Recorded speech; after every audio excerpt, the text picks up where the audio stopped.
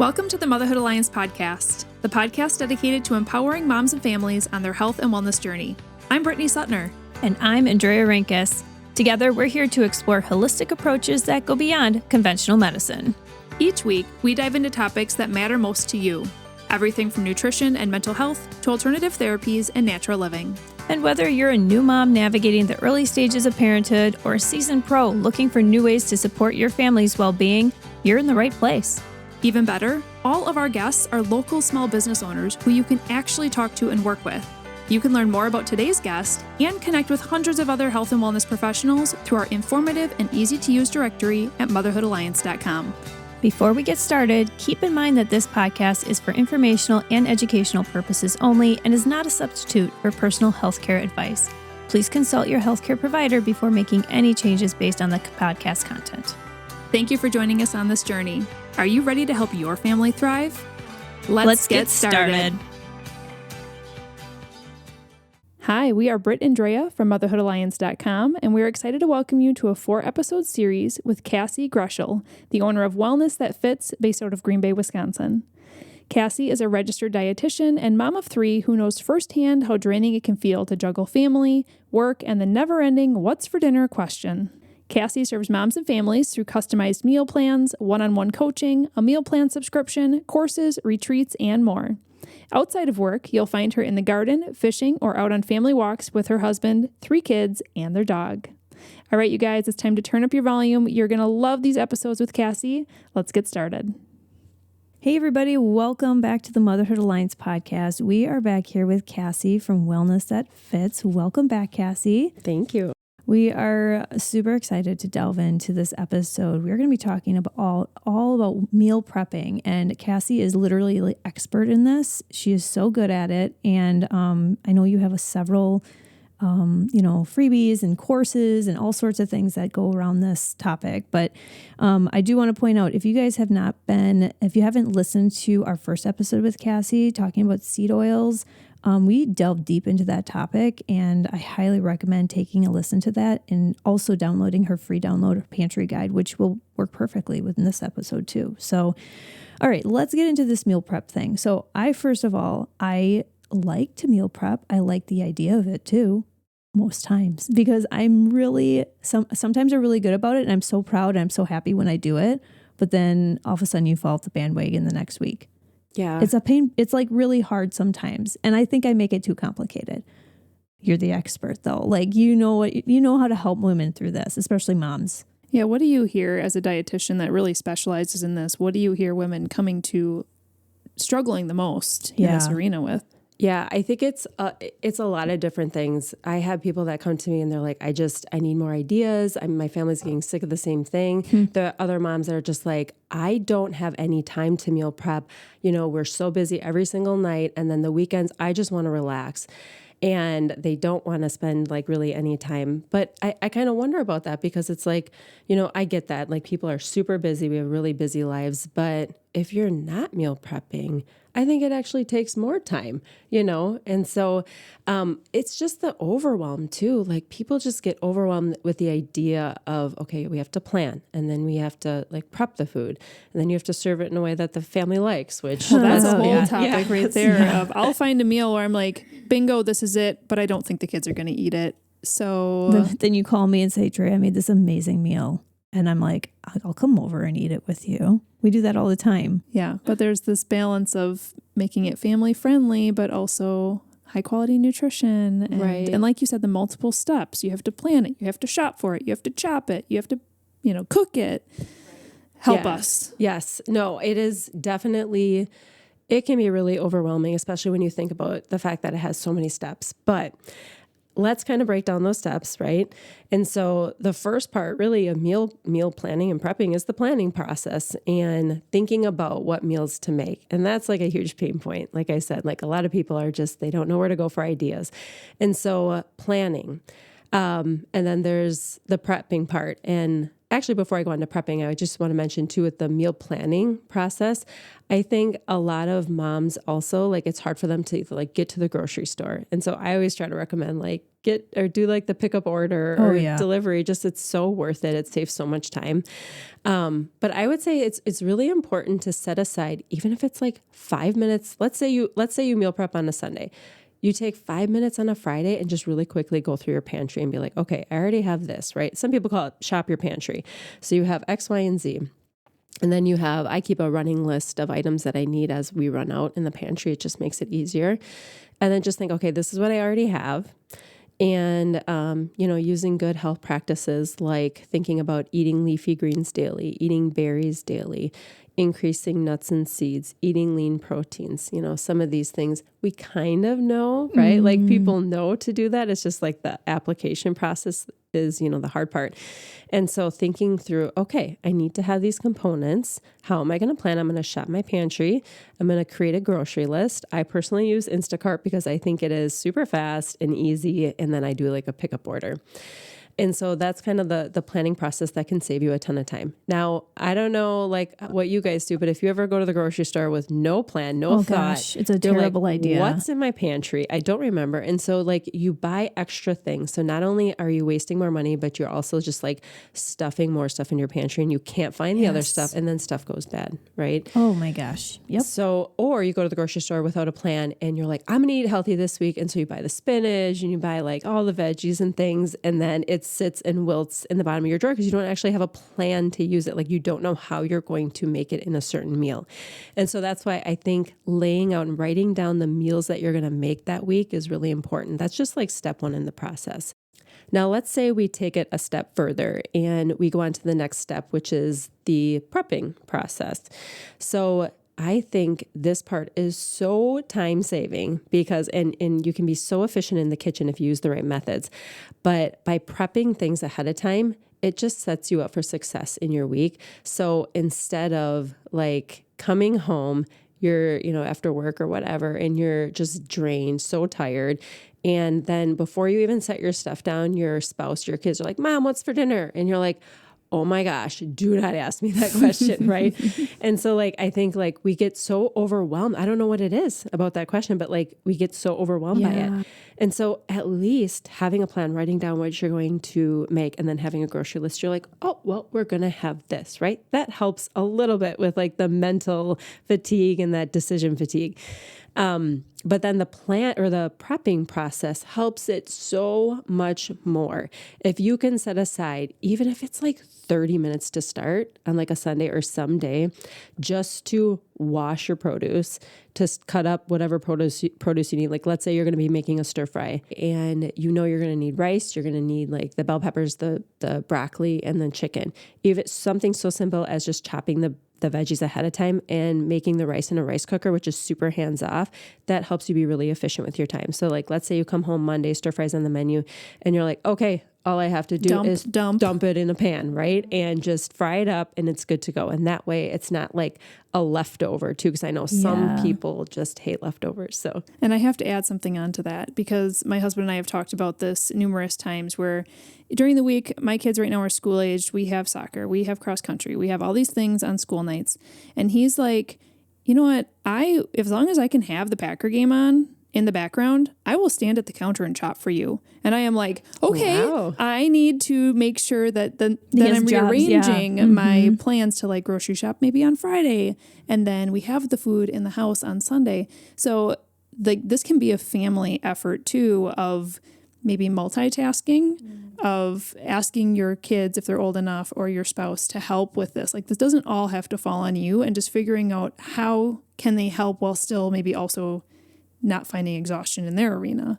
Right. So no, I love that. And that speaks volumes to like finding some time, right? Setting aside some time, communicating with your family.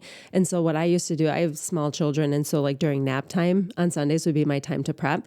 And I would communicate that with my husband, and we would just know that like if a kid wakes up, you're going to get them because like I need to spend my 1 hour, and it's going to set us up for so much success throughout the week.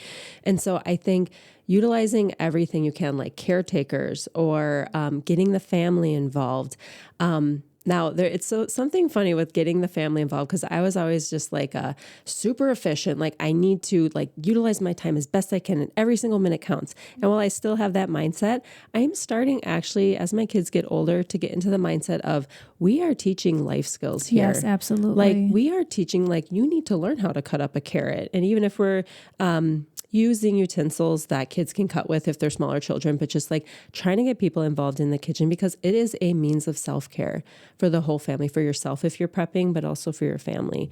And so, yeah, I do think being efficient in the kitchen is really important, and utilizing specific kitchen tools to help you do so, but also involving the family is huge. It's huge too, because when the kids, especially once they get a little older too, if they're used to being in there, that's great. But then like for my kids, if they realize like how much work it actually does take to make that favorite dish, then they appreciate that more. Or like washing dishes and everything else. Like this is why you don't leave that crusty bowl out. It's harder to, all that other stuff. So it's really important to get them in there. Yeah, absolutely. And to your point too, like involving them in more of the process. And so when we talk about planning, I think a huge tip that I have is to ask your spouse and ask your kids, what are your 10 favorite meals? Write them down somewhere. And that way you always have this list, because I don't know about you guys, but I'm like, what do they like? And of course with kids, it changes Pizza, all the time. mac and cheese, tacos. Well, Yeah, they have their same few, things. right? But it's Right. like, if you make something healthy and you're like, oh my gosh, you actually ate that? It's like, write it down. Yeah. Yes, And I absolutely. will say, depending on the season, I've gotten pretty good at getting my kids to help actually prep a meal. So I say this, you're in charge, you're chef, and I'm assistant chef. I love it. This season right now that we're in, we have a lot going on after school. So that's been a little bit trickier. They still have to wash dishes once a week, and they don't like that, but whatever. But, when they're actually making the meal, they eat so much more of it. Yep. So when they have some skin in the game, and even so I, ask them what kind of meals they want, but I make my kids lunches, and again, they're small, but as they get older, I'm going to start to put stations out for them. Like, here's the grain, here's the protein, here's the veggie, here's the fruit. You guys pick out and do your own, to give them some autonomy in the process. But right now I always ask them, like, okay, what do you guys want for your side, your veggie side, or what meal do you want? And then they get excited, they get to choose, and then they actually will eat the, the food. And back to the gardening, that's why I love gardening so much, is you can take the kids with you in the garden, help pick, and you're like, and there's some foods, like my kids just don't like tomatoes, but there are some things it's like, you help me pick these green beans, and we are basically going from, farm to table right now, garden to table, and they will just gobble that up if they have had some part in the picking process or the cooking process or the stirring. Oh my goodness. Like even stirring something can, make them so excited. But I also do relate to you very much on what you said about the struggle is real when you're like, this will take me 10 minutes without kids just to do it. This will take me 25 minutes if I involve them, especially when they're little. And then the mess will be double. So do you know what you can do for that? Okay, tell us. So let's say it's going to take them 20 minutes to cut up a carrot. You give them that carrot and you just let them do their thing. And I mean, obviously if you need to supervise them, you'll have to supervise them and choose, between efficiency and that. But if it's like something they can really do, that's why I'm so passionate about like using kitchen tools, where let's say you cook a protein, a grain, and a couple veggies for the week.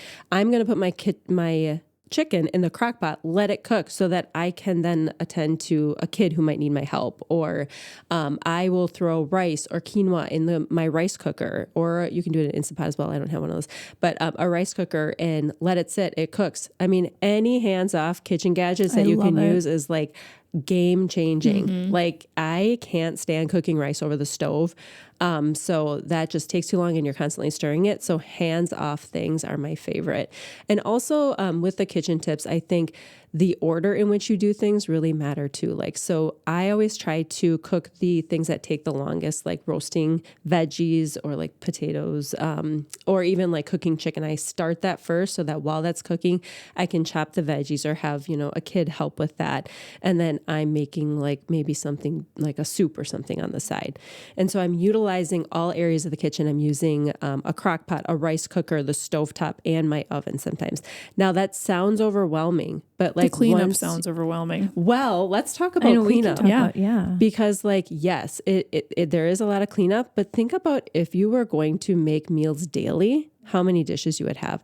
And so part of this is like, if you're going to fry beef, let's say, and so you're not going to make it in the crock pot, you're going to fry beef in a pan. You're also going to get that beef out of the pan, put it in a container, and you're going to fry your veggies in it. And then you're going to make anything else you need in that same pan. You don't have to do dishes in between. And that's my biggest thing is like, I utilize the same utensils as much as possible for chopping veggies. I chop everything, all my veggies first, and then do some of like the food safety concerns like chicken or sometimes I'll just use a separate cutting board for that. But I think just like then you're pulling out one cutting board, you're washing it once. And since it's a wooden cutting board and not a plastic cutting board that you can't put in the dishwasher, you know what I mean? You're like cutting everything once and just washing it once. So I love that. It saves a ton of time. Do you meal plan breakfast, lunch, snacks, and dinner? Or do you just do like dinner and then we do leftovers for lunch? Or what all are you meal planning? Good question. Yeah, it varies every week. I would say my strategy that I do myself, and I also teach in like my course and how I kind of work it in my meal plan subscription is I like to prep core ingredients to then mix and match to create diverse dishes. So for example, I will cook a chicken in the crock pot. I will cook, let's use rice in the rice cooker. And then I'm also going to chop my romaine for the week. That's going to be like my leafy green for the week. And what I will do with that is I will have, you can do chicken tacos, you can do a casserole, you can do salad, you can do a grain bowl with the rice, the chicken, you can open up a can of beans and then make it like a burrito bowl. You can just do so much with it. You can use any leftover shredded chicken that you have and put it in a soup. And so we're all emotional beings. And that's why I'm very, I don't want to say against, but I think we all just get really turned off about meal prep because we think about like, let's prep the same 7 meals in these little containers, the compartment containers where it's like chicken, broccoli, chicken, broccoli, chicken, broccoli. And it's like, that gets really, I mean, it works for some people and that's great. But for me, that's so mundane and boring. I want to be able to like, some days I'm feeling this and I want to use this sauce and some days I'm feeling this. And so that's why I also think it's really important to have a pantry that's flexible and that works with you and to have like clean ingredient sauces so that like you can use this teriyaki with this and a Caesar salad wrap, but you're also going to do a grain bowl with Chipotle ranch. Like sauces can diversify meals a lot.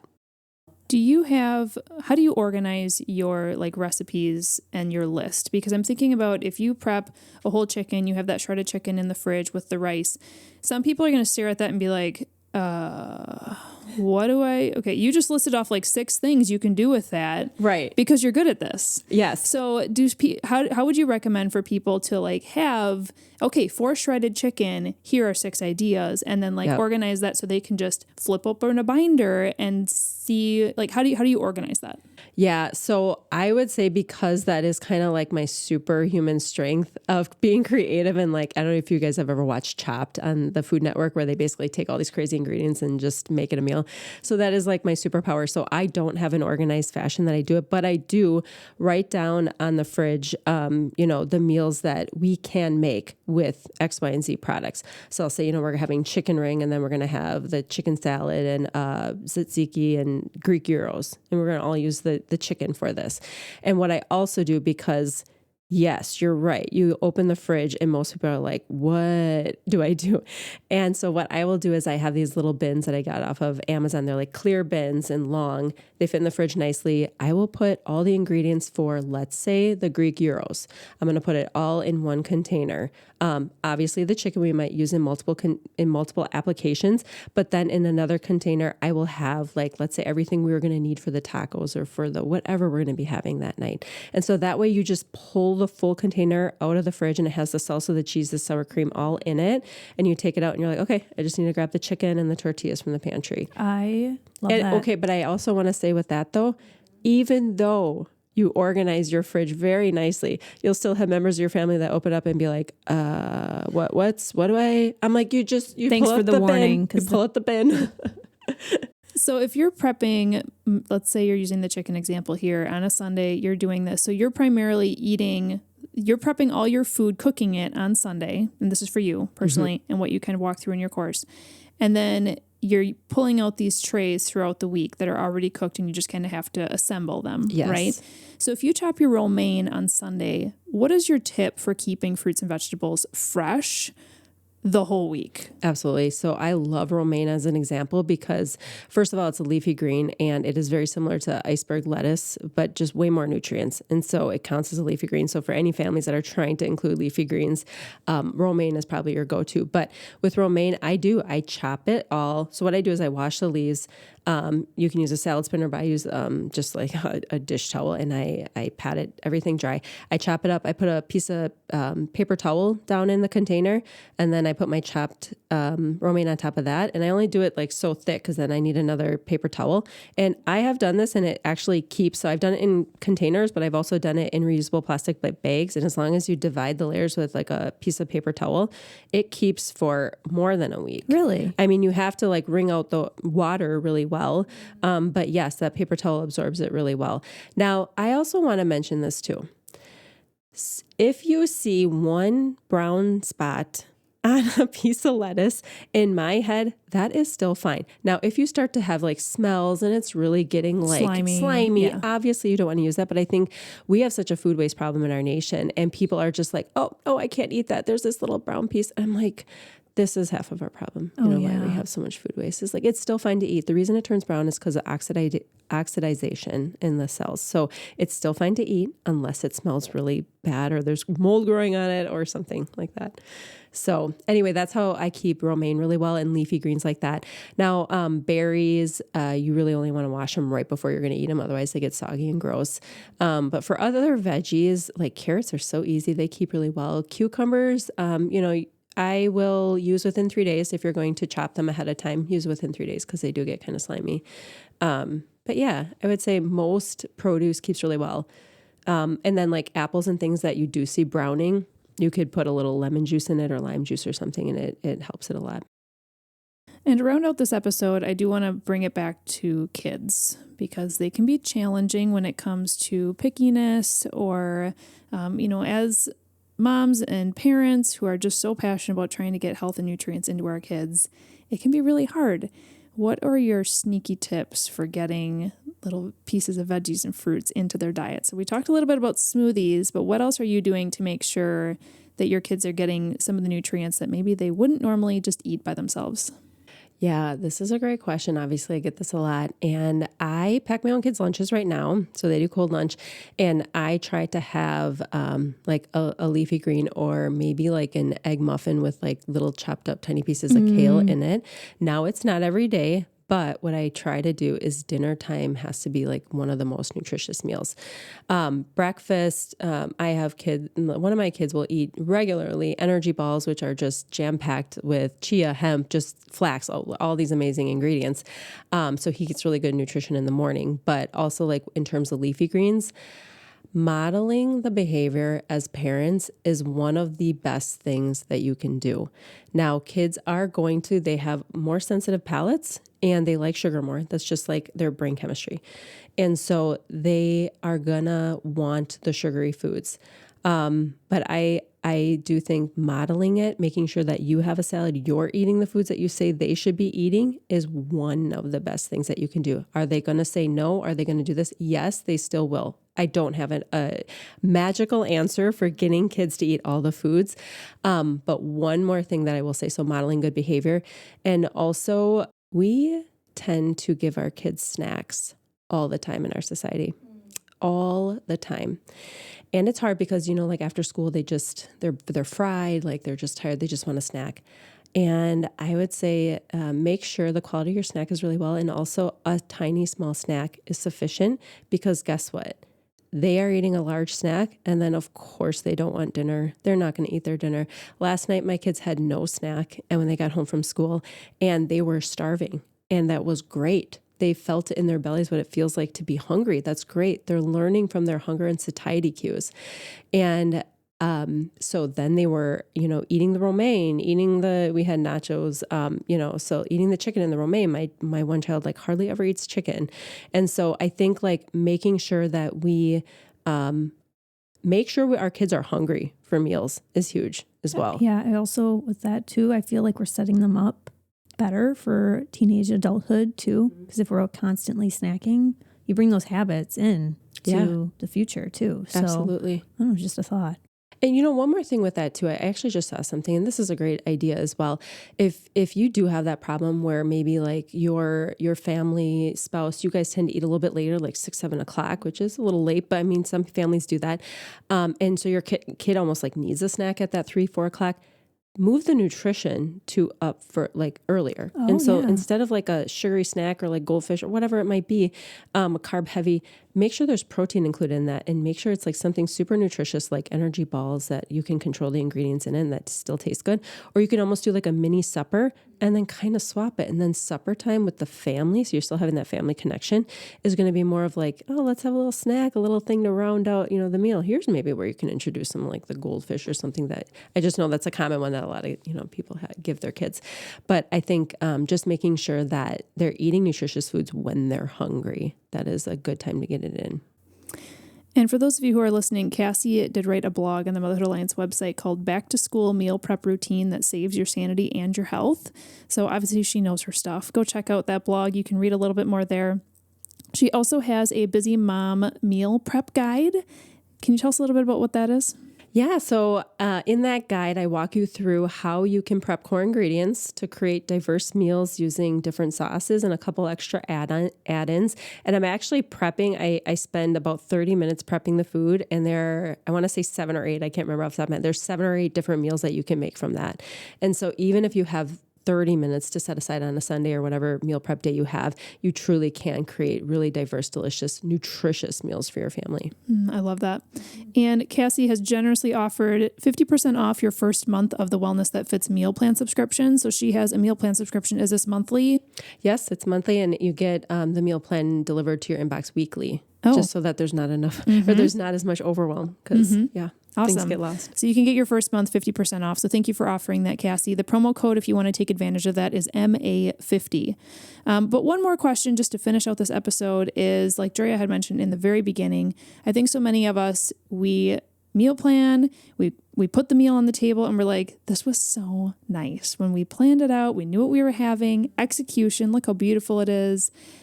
Do you have any tips for staying consistent? Because then all of a sudden the next week you're like hair on fire. We're having spaghetti every single night because grilled cheese. I have nothing planned. Yeah, absolutely.